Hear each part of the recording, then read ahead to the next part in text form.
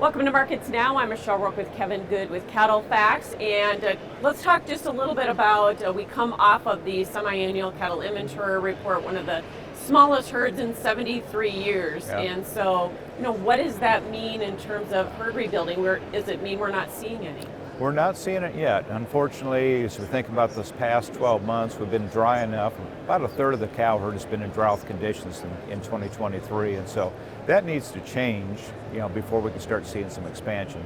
Calf values, this year we're forecasting them to be close to $3. That should be some economic incentive, but at the same time, we look at cow slaughter last year. The culling rate was less in 2022, but it's still over 12%. So that needs to get back closer to 9% before we can say that we're starting to expand on the cow side. And then on the heifer side, we still got a pile of heifers on feed. 40% of the on-feed population is heifers, and that number needs to be back closer to 34, 35% before you can really say that you're truly expanding on the heifer side too. Yeah, no doubt. And then the calf crop was the smallest since 1941, so that's a pretty small number too, wasn't it? It definitely is, and so that bodes well for prices, obviously, but as you think about the players in the system, so to speak, you've got feed yard capacity that's not going to be utilized over the next couple of years because of tighter supplies, and that'll be a challenge for packing capacity too, because there'll be more shackle space than cattle. No doubt. So, Kevin, as we look at the drought areas, weather's going to be a big determinant in terms of how fast we can rebuild this herd, and what do you see? Yeah, Matt Makins is doing the weather forecast for us, and he would suggest, unfortunately, that we've had a wetter period here the last 6 to 9 months, that we'll transition back into a drier period by the second half of this year. So that's a headwind. And so from a long-term perspective, until that changes, it will be a slower process to rebuild this herd. Talk about some of the other reluctancies that we see among producers in terms of trying to expand it. Yeah, it is. We think about the age of the producer. That's a big part of it. The average cattle producer is getting up in years. Cost of capital, high interest rates, that's a headwind. Availability for labor is huge. It's hard to find labor, and so those are some factors that we see. Urban sprawl, as far as alternative uses for land. There's a lot of things there that really are a headwind as far as building the herd. Do we think we'll build the herd back up? Yes, we do. But it's just going to take longer to get that done. No doubt. And when we look at some of the expansion efforts, it really also depends on if you have kids that can come back maybe and take over that operation, right? Absolutely. Think about changing the generations right now. Unfortunately, a lot of the younger folks don't want to go back to the ranch. And so because of that, you're seeing a lot of ranches or family operations that are changing hands. And unfortunately, that's a big headwind as far as expanding.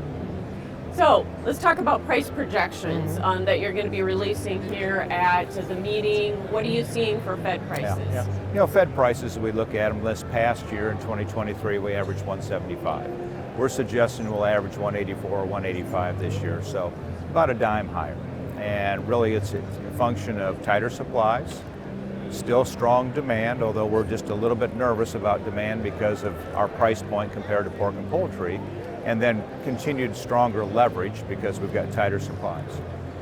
What about on the feeder side? On the feeder cattle, we would suggest 240 to 250 on an 8 weight is where we'll end up this year, so substantially higher than last year.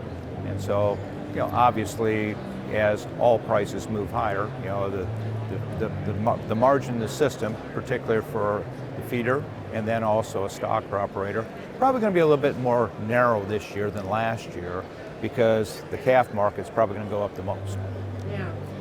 Replacements are going to be a tough thing here in terms of buying those replacements to put in there.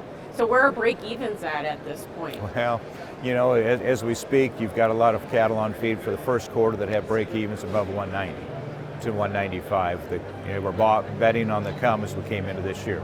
Those cattle more than likely will lose some money. Cattle that are being placed today to go against the summer, kind of 180 to 185 is their break-even. And as we suggested, that's where we think the average price is going to be this year. So feed yards made a lot of money last year on average. This year it's going to be a thinner margin. How much has the lower corn prices helped out on those break-evens? Yeah, it's been tremendous. You just think about, we've got corn going into the bunk today that's $2 a bushel cheaper than it would have been 12 and 18 months ago. So, that's $140, $150 a head less cost just because of grain values. So how long of a tail do you think this cycle has? How long are we going to see these good prices? Yeah. And can we compare it to 2014-15? To us, it's a poor comparison, and there's a lot of things that are different between 14 and 15. That cycle, we turned on a dime. We had good moisture, high prices, and so we did expand very quickly. We don't see that taking place this time. We see slower expansion, so supplies will stay tighter longer as we go over the next 3 to 4 years. Also, during that time frame, if we remember back between 2010 and 2015, we lost quite a few packing plants.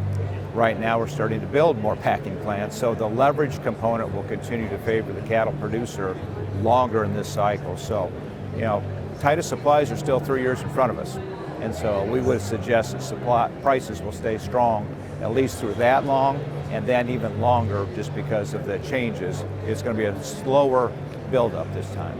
So a longer tail on this one, obviously. Absolutely. So that supply side is just one part of the equation. What about demand? Yeah. Do we think demand's going to keep pace? Yeah, we do, although we are a little concerned. You think about the overall economy, it's still decent. People are employed. Interest rates, they're high. Consumer they've got a lot of debt, credit card debt. They haven't saved money. They've spent all their COVID bucks. And so we do have a consumer out there that maybe is just a little fragile, but they're employed. As long as they're employed, they're going to continue to consume. The challenge we have, though, is our prices have gone up substantially faster than pork and poultry.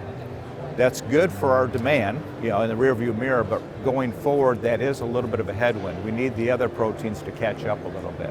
So we can't push prices much higher until they come along for the ride, so to speak. Is there still plenty of dollars there for us? Yes, there is, but that is a little bit of a headwind right now. Okay. And risk management, talk about that and what producers should be doing right now. Well, obviously, if somebody has resources, we'd like them to expand. We think there's opportunities there for profit as we go over the next 3 to 5 years. From a risk management standpoint, more of options, LRPs, protecting the downside, leaving some of the top side open. Okay, well, it's always a pleasure to visit with you here at the CattleCon 2024. Thank you.